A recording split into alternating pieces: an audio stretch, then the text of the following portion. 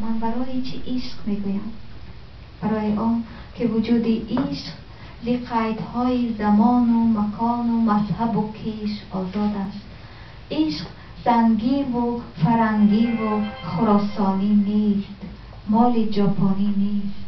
عشق هم آتش پرومته است، هم شعاعی کف موسی، هم صلیب عیسی، هم نیلوفر بودا، هم طلوع میترا. عشق معراج مصطفی است. عشق زیباترین خلاصه تمام معرفت هاست. عشق ترکیب خداست، پس فراتر ز خویشتن قدم باید ماند و باید اندیشید که اگر نور را پخش کردی عشق میمیرد.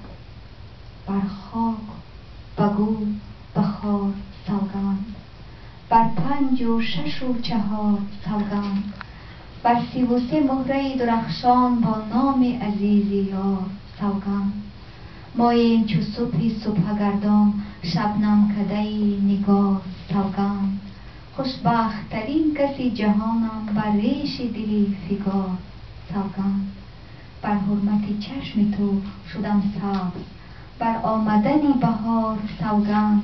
امروز من و همیشه من باشی و پریر و پار سوگند. در بین من و تو ای یگانه ساقط شد از اعتبار سوگند.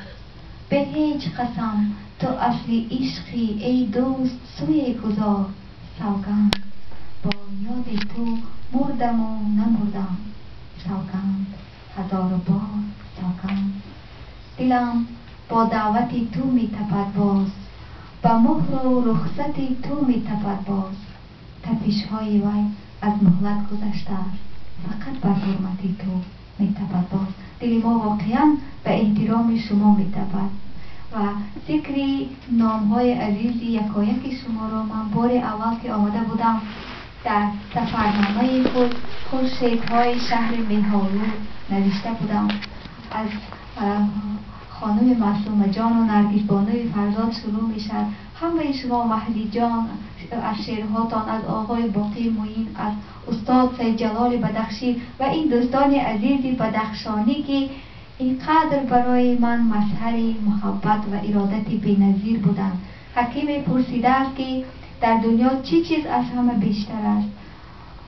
از حکیم پرسیدند و او در پاسخ گفته که در آسمان طاعت، در زمین غفلت، در زیر زمین حسرت. و ما شما خوشبختیم که هم طاعت را داریم و هم غفلت را